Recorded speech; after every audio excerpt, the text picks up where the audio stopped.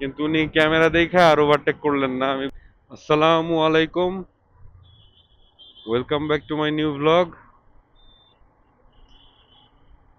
আমি আছি আপনাদের সাথে মোহাম্মদ আশিকুল্লাহ কাবির।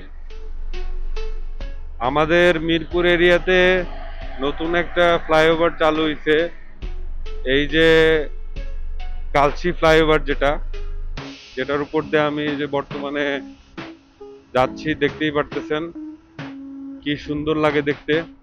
পুরা ইউরোপ ইউরোপ একটা ফিল আসে।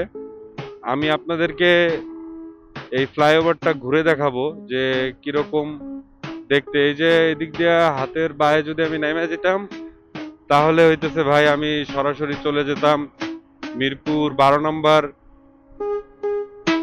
যেই রাস্তা আছে ওইদিকে। শুধুমাত্র আপনাদেরকে এই ফ্লাইওভারটার যে ভিউ সেটা দেখানোর জন্য এটার উপর দিয়ে যাচ্ছি। দেখতেই পারতেছেন কি সুন্দর, ঠিক আছে? দিনের বেলা আরো সুন্দর লাগে। রাতের বেলার ভিউটা দেখেন ভাই, যারা রাতের ঢাকাকে পছন্দ করেন, রাতের বেলায় ঘুরতে পছন্দ করেন, এই ভিডিওটা হচ্ছে তাদের জন্য। কি একটা চোখের শান্তি লাগে, তাই না ভাই? অস্থির। আমার স্পিড কত জানেন? আমি 58-এ চালাইতেছি, এই নিয়ার অ্যারাউন্ড 60 ধরতে পারেন, আপ ডাউন করতেছে আর কি। মাশাল্লাহ ভাই, বিশ্বাস করেন, মানে বাংলাদেশ এত সুন্দর আস্তে আস্তে উন্নয়নশীল দেশে পরিণত হইতেছে, মাশাল্লাহ।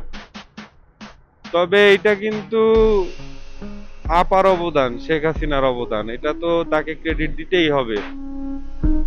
যেটা যার অবদান তাকে সেই ক্রেডিট কি দিব না? অবশ্যই দেওয়া উচিত। দেখতেই পারলেন মিরপুর ডিওএইচএস ফ্লাইওভারের রাতের যে সৌন্দর্য, সেটা আমার কাছে খুব ভালো লাগতেছে। এই কারণে, কারণ আমার দেশের বাড়ি হইতেছে মাদারীপুর। আমি প্রত্যেক সপ্তাহে মাদারীপুর চলাচল করি।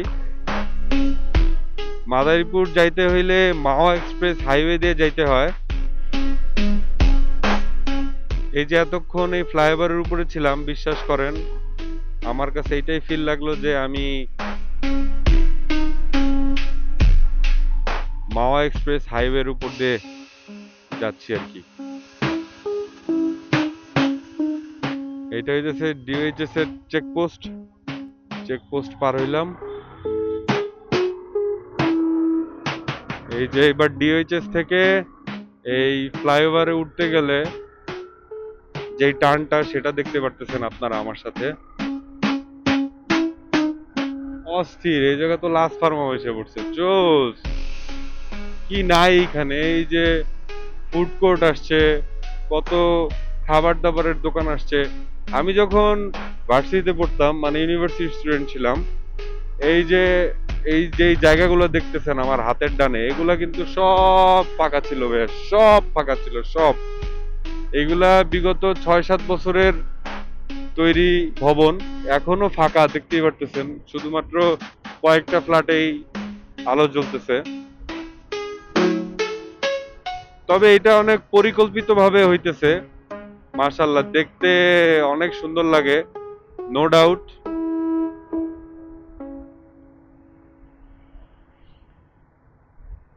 কথা বলতে বলতে চলে আসলাম ফ্লাইওভারের মাঝ বরাবর। আপনারা ভিউটা উপভোগ করতে থাকেন, দেখতে কিরকম লাগতেছে।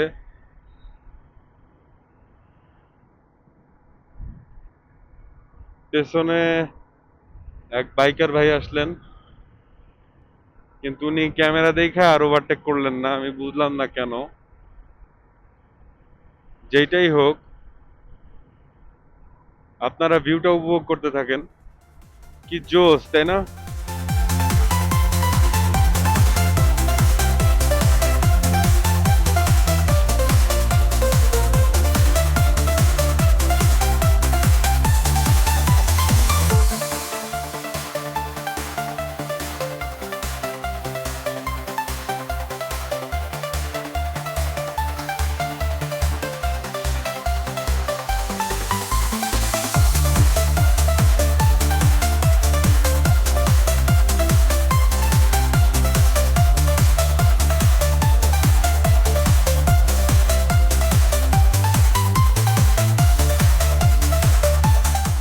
আর এই যে ডিওএইচএস থেকে বা মিরপুর 12 নম্বর থেকে যারা নিজ দিক দিয়ে আসবেন, তারা এই ফ্লাইওভারটা ব্যবহার করতে গেলে আপনাদেরকে এই যে ফ্লাইওভারের যেই প্রবেশ পথ এদিক দিয়ে উঠতে হবে।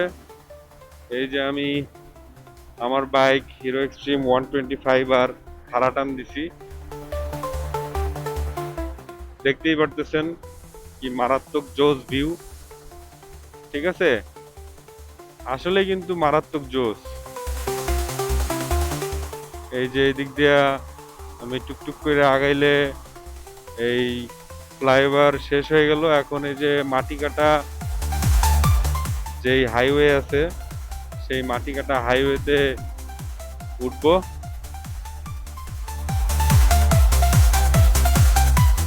পুরা জোস বাতাস লাগতেছে গায়ে ভাই। আর এই যে হইতেছে এটার প্রবেশ মুখ, যেহেতু আমি মিরপুর যাব, তো সামনে ইউটার্ন নিতে গেলে আমাকে মাটি কাটা যেতে হবে। আমি একটু ট্যাকটিস খাটাবো। এদিক দিয়া কালসি মোড় থেকে ইউটার্ন নেওয়ার চেষ্টা করব, ইউটার্ন নিয়ে ওই দিক দিয়ে ওঠার চেষ্টা করব, যেন আপনারা দেখতে পারেন যে কিভাবে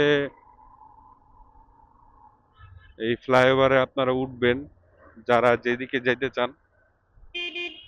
সবার গন্তব্য তো আর এক থাকে না। যারা মাটিকাটা থেকে মিরপুরের দিকে যাবেন তাদের জন্য হইতেছে একটা রুট, আর যারা ডিওএইচএস থেকে বের হবেন তাদের জন্য হইতেছে আরেকটা রুট। এই যে আমি ফ্লাইওভারের নিচে